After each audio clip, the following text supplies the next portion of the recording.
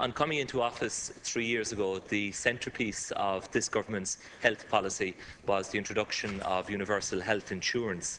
Now, it has taken 3 years, Minister, for the publication of a white paper, which we had yesterday, but unfortunately it leaves more questions than answers about universal health insurance. It still does not tell us, for example, in relation to universal health insurance, what the cost of it will be to individual families, what the cost of it will be to the state, what health services will be covered by universal health insurance, and it doesn't tell us what income threshold will determine whether or not you pay your own universal health insurance or whether the state will pay it for you. And I think, Minister, it is becoming increasingly clear that universal health insurance is going to be another tax on Middle Ireland, a tax on working families who are already to the pin of their collar to get by financially, a tax on people who already pay for everything in this country. And reading between the lines in the white paper itself, and when you parse Minister Riley's words yesterday, it looks pretty clear now that the current tax relief on health insurance policies that people benefit from will be phased out and probably cut altogether by this government. And when you consider, Minister, that that will be on top of the complete abolition of mortgage interest relief by 2017, then you really are looking at a double whammy of tax hikes for middle-income families in this country. Between the two of those, the elimination of tax relief on health insurance policies and the abolition of mortgage interest relief, that is an increase in tax of about €700 million on middle-income families in this country over the next 5 years. Now, the Minister says that nobody will have to pay anything extra under this new system of universal health insurance. But of course he has no basis whatsoever for making that assertion, and it has been contradicted by his own colleague, Minister Howlin, in his department's assessment of universal health insurance. So my question for you, Minister, is when will families in Ireland have a clear picture of what universal health insurance is going to cost them? When will we know exactly what the role of health insurers is going to be in terms of their control in the future of the health service in this country? Thank you very much. Thank you, Deputy Minister. I thank the Deputy for his question, and I'm happy to try and answer some of the questions, but I won't be able to answer all of them because some of them won't become clear until the consultation process has been completed. But I will tell the Deputy that the Labour Party was the first political party in Ireland to propose universal health insurance based on multiple insurers as far back as 2001, and at that stage your party ridiculed the concept in its entirety.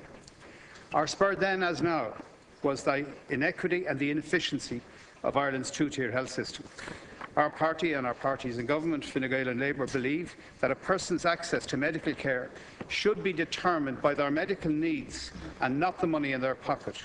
And that, quite frankly, is the difference between your party and the present government. Well, you didn't agitate. You've been in government for a long time. You opposed, in fact, the idea of universal health insurance very vehemently. Your party did. Yes. Well, that's a two-tiered system then. Yes, it is. The unfair two-tier system that has determined the course and many of the problems of our health service over many years quite simply is not working. It does not work for people who cannot afford private health insurance or who find themselves at the back of the queue for a consultant's appointment. It does not even work for those hard-pressed families who struggle to pay for private health insurance, only to find, as we all in this House know who are paying in the group scheme, that the premium is going up every year while their benefits are going down. When the Labour Party first proposed universal health insurance as a means of reforming both access to health services and how those services are funded, public health spending then was €7.2 billion. 6 years later, in 2007, it had grown by €6.5 billion. It's the most expensive item in our entire domestic budget. As the Deputy knows, reform is never easy. It has been made harder by the fiscal crisis, which we've all had to endure and which still continues. But what the boom demonstrated is that you can keep putting money into a broken system, but if you don't fix the root of the problem, very little would change. This is the first government to face up to fixing the root of the problem. It is the first government to agree to develop a universal, single-tier health service. It's the first government committed to a system that will guarantee access to care based on need, not income. And it is the first government to commit to universal GP care, because that will incentivise the delivery of care early and therefore more efficiently. Minister Alex White will be bringing forward the final legislation to give effect of the GP care without fees for under 6s in the coming weeks. The publication, Deputy, of the comprehensive white paper on universal health care is an essential step in this direction. There are many, many questions which by definition cannot be answered in the best optimum way until we've completed that consultation process. So the kind of questions that you're asking about what might be the cost to different people 3 and 4 years down the road from now is not possible at this point in time until we have clarity. The whole purpose of the publication of the document is to have an informed consultation process for everybody, because everybody in this country and everybody, I think, in this House is concerned about the quality of care on the one hand and the crisis that we have in our health services. Thank you. Deputy McGrath. Thank you. Minister, I fully support the idea of a universal healthcare system where access is based on clinical need. But what I do not support is handing over the future of the Irish health service to private, for-profit health insurers. And that is precisely what is at the heart of this policy. And I would have thought that that is the complete opposite of what the Labour Party stands for.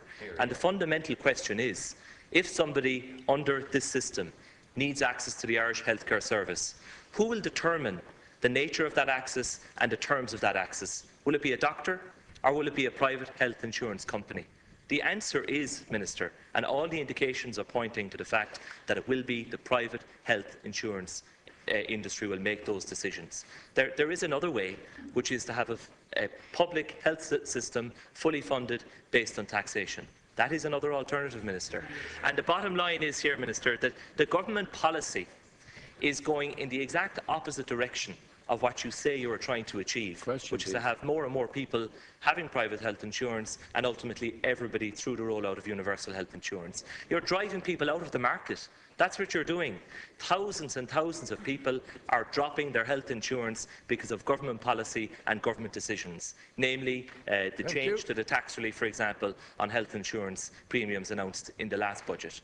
So you're pulling in opposite directions in terms of your policy. But people are waking up this morning, Minister, reading the Irish Examiner, that they're going to be facing a bill of €3,000 for 2 adults and 2 children. That's the reality. And those are people who currently can't afford to pay private health insurance. Those people deserve answers.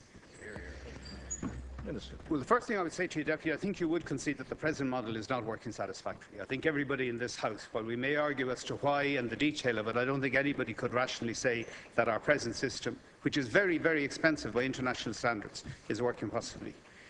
Whether it's because of your political ideology or your knowledge of the British national welfare system or the American system, you've immediately jumped in without reading the document and presumed without clarifying the situation for yourself that, in fact, there is an option of a not-for-profit health insurance model.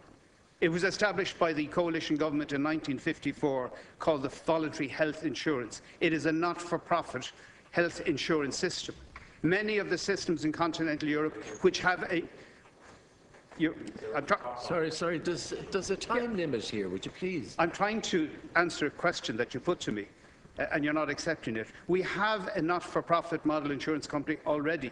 40% of people already have voluntary health insurance. It is not an option to eradicate an insurance model and go back to the British national health system as if you had a clear landscape. We are looking for a system where there would be multiple choice within a not-for-profit insurance system that will enable that we get the right kind of care and not the kind of high-cost insurance model that exists in the United States. Thank you.